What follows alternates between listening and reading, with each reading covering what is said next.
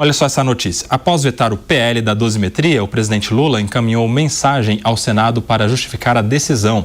O texto, publicado no Diário Oficial da União, ressalta que o veto se deu por inconstitucionalidade e contrariedade ao interesse público. A mensagem cita ainda que foram consultados a Advocacia Geral da União, o Ministério dos Direitos Humanos e da Cidadania e o Ministério da Justiça.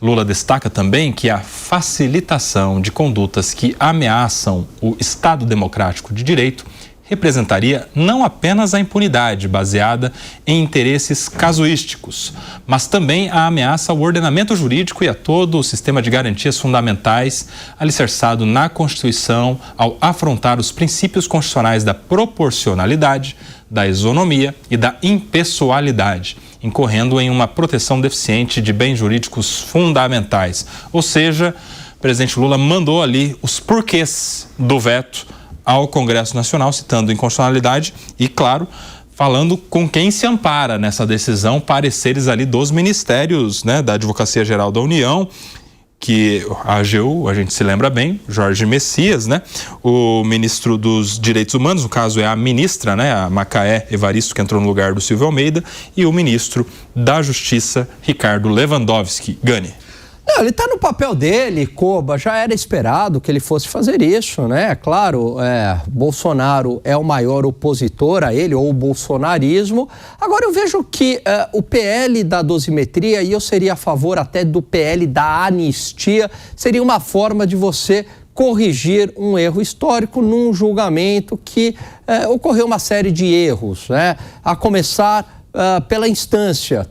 Muito se diz que esse julgamento deveria ocorrer na primeira instância, dado que as pessoas já não tinham mais o foro privilegiado, o foro por prerrogativa de função. Também não fica muito claro esta fronteira entre cogitação e tentativa de golpe. Por quê? Porque em nenhum momento houve o uso da violência. O artigo 359 tipifica o que é a tentativa de golpe. Uso da violência, não houve uso da violência, nem grave ameaça. Ah, mas e o 8 de janeiro? Não teve violência? Mas não há uma conexão clara, concreta, a não ser um fio imaginário, que o Kriegner sempre traz essa ótima expressão aqui, entre o 8 de janeiro e a intenção, cogitação de golpe por conta daquele núcleo duro do bolsonarismo. Por conta disso, o PL, sim, da dosimetria, ou melhor, ou até da anistia, seria uma forma de correção de um erro histórico no país. Pode ter passado batido para muita gente. Eu quero focar aqui em um dos consultados que deu parecer pela inconstitucionalidade. A Advocacia Geral da União, Piperninho, que é de quem? Jorge Messias está lá na fila das sabatinas para ser ministro do Supremo Tribunal Federal num processo de beijamão. De quem? Dos senadores que votaram o PL agora vetado. Isso tem o poder de impactar a situação dele, a campanha pela aprovação na sabatina? Lembrando que ele, de todos os últimos indicados aí na democracia recente, é um dos que corre mais risco de ser impedido de acessar o cargo. Seria inédito nesses últimos anos, né? Bom, esse é um ótimo ponto. Essa tua dúvida realmente é uma bela questão. Eu, no lugar dele, faria exatamente o que ele fez. Eu sou a favor das punições, sempre fui, mas eu acho que, do ponto de vista político e do futuro, né, desse escrutínio ao qual ele será submetido, você tem toda a razão.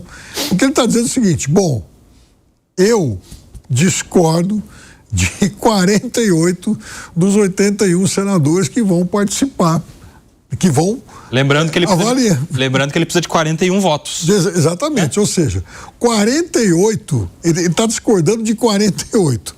Logo, sobram apenas 33. Então ele vai ter que convencer boa parte desses 48 a apoiarem a indicação dele. É óbvio que a tarefa para ele, em momento algum, foi simples. Ele, e acho que, de novo, você tem toda a razão, talvez ele seja, em toda a história, o indicado que corra mais riscos.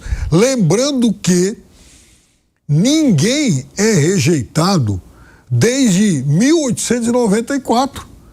Então,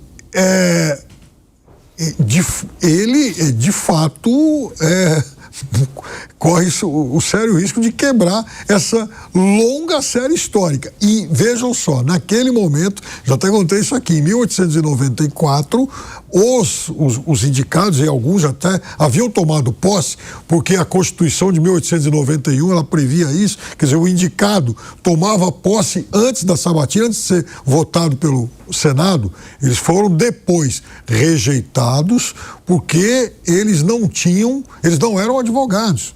A Constituição daquele momento, ela foi publicada, ela foi aprovada, esquecendo-se de uma pequena palavrinha nessa história das indicações para o STF. Ela falava em notório saber, mas não notório saber jurídico.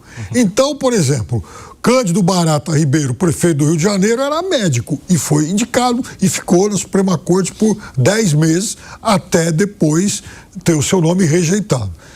Então, alguns generais, né, foram 5 ao todo. Desde então, todo mundo passou. E eu acho que o Jorge Messias é quem corre o maior risco de quebrar essa longa série. E vai ser questionado na sabatina, né? Agora, quando são 17h24, aquele rápido intervalo para quem está na nossa rede de rádios. Por aqui, Kreiner, vai ser assunto para os senadores ficarem em cima dele, né? Como é que você quer a nossa aprovação? Você nem aceita o que a gente decide aqui no nosso Senado? Fica derrubando aí o que a gente democraticamente vota e decide? Quer ser aprovado por nós? Com certeza, Koba, isso aí vai pesar muito, até porque todas as grandes bandeiras e pilares que o próprio Lula e também o Jorge Messias têm tentado vender como o porquê que ele deveria ser, então, o próximo ministro do STF, não param de pé. A tentativa de colocá-lo como um grande jurista ou alguém que tem, de fato, um notável saber jurídico, ela vai caindo por terra porque não se tem a produção acadêmica necessária ou como os grandes juristas que um dia ocuparam a cadeira dentro do STF, né? É claro que a gente vê que isso também, ao longo do tempo, cada vez mais tem ficado uma coisa bem prejudicada. Depois ele tenta se vender como o representante evangélico e isso não cola nem para a comunidade evangélica no Brasil, como também para a representação evangélica dentro do Congresso, especialmente dentro do Senado, porque todo mundo respeita, claro, a fé individual dele, mas a atuação dele não representa aquilo que diz ou que pede o bloco evangélico, nem na sociedade, nem dentro da Câmara. Então isso também fica ali bastante prejudicado. E aí agora vem com esse posicionamento. Eu acho que é uma coisa para a gente ficar aqui já de olho. Caso Jorge Messias seja de fato aprovado em sabatina, isso precisa ser olhado com muita, mas muita cautela, Koba. E talvez até com investigação. Sei que não dá pra gente pedir investigação sem apontar um crime ou alguma coisa do tipo, mas diante de tamanha rejeição prévia, diante de tão fracos argumentos que justifiquem a sua aprovação, se ele for aprovado, fica a dúvida, o que é que está correndo por detrás do pano aí, de trás da coxia, para que realmente seja revertido esse quadro, porque não é só no gogó, não é só na força da persuasão e não vai ser muito menos na capacidade de convencimento do Jorge Messias. Vai ter coisa por aí. Além da derrubada ou não do veto, a sabatina de Jorge Messias vai ser um dos principais assuntos aí na retomada do Poder Legislativo neste ano de 26.